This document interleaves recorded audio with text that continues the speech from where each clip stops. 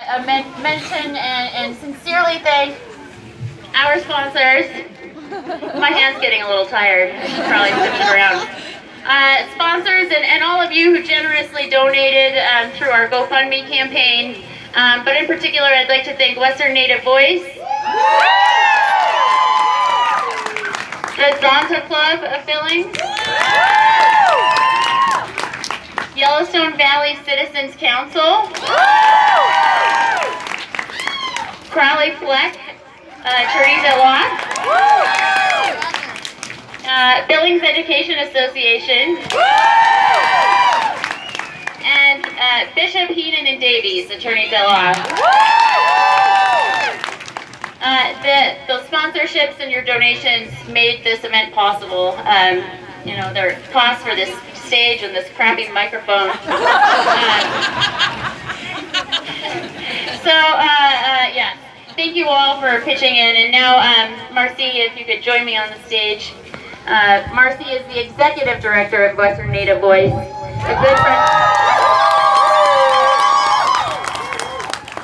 A good friend of mine. We met several years ago fighting for Medicaid expansion for healthcare for all Montanans. And Marci has just done incredible work in the state for Native people across Montana. And I am so honored to be standing on the stage with you today, Marci.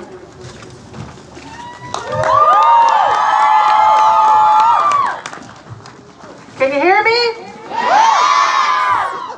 That's good, because I can't hear myself. Just kidding. So first, I would like to ask everybody to join me in a moment of silence as we stand in solidarity with our brothers and sisters across the U.S. and Canada and around the world for people that are suffering, people that are hurting, friends and loved ones of the missing and murdered Indigenous people, survivors of domestic violence, anything that we may have that we're struggling with. So if we could just a few seconds in silence for that.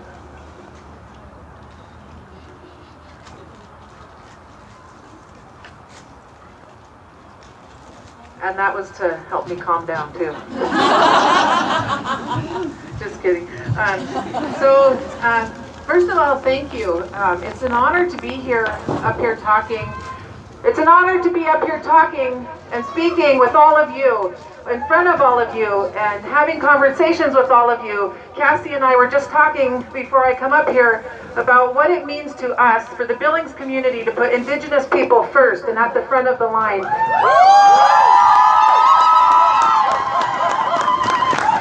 That's powerful. That speaks volumes for what Billings is ready to do together. I don't know when the last time was in Billings or in Montana where Indigenous people were at the front of the line. We led the way, and we will lead the way as Indigenous women into the future.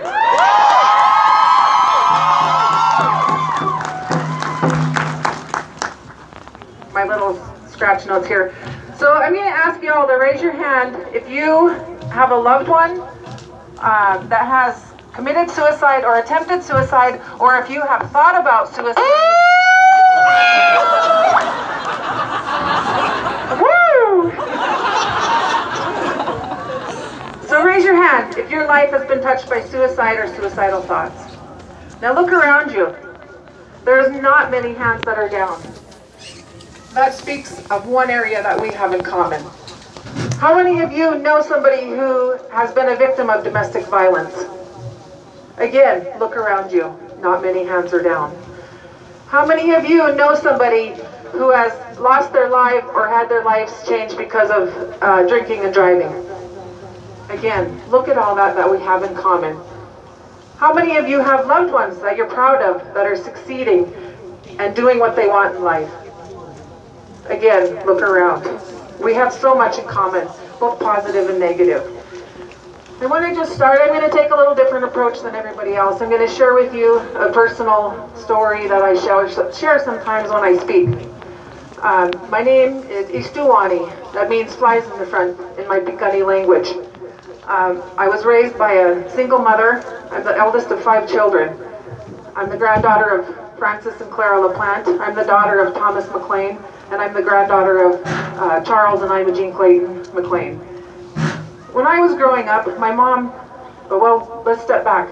My grandmother was stolen from her parents and raised in a boarding school where she did not have tender loving care. She did not have that mother and father and family to nurture her. My grandmother and grandfather had 12 children together. They did not know how to love those children. They did not know how to provide love and affection and that tender loving care that we desperately need as children from mothers. And then my mother had us 5 children. My mother, when I was little, she would tell me I love you a lot. And I got to about a teenage year, and I quit my teenage years, and I didn't hear that so much throughout my teenage years and up into adulthood. And then when I was older, I would tell my mom, I love you, but I would always have to say it first, and then she would say it back to me.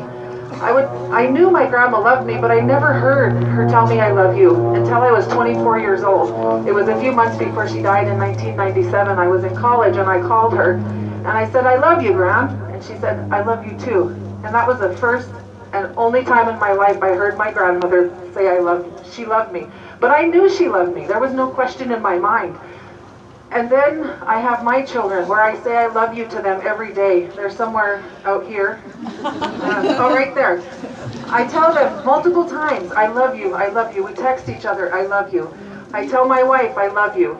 I tell my mom, I love you. I tell my sisters, I love you. It's something that I share with you because my family is healing from generational trauma way back when, right? Not too far back though, 100 years ago, right?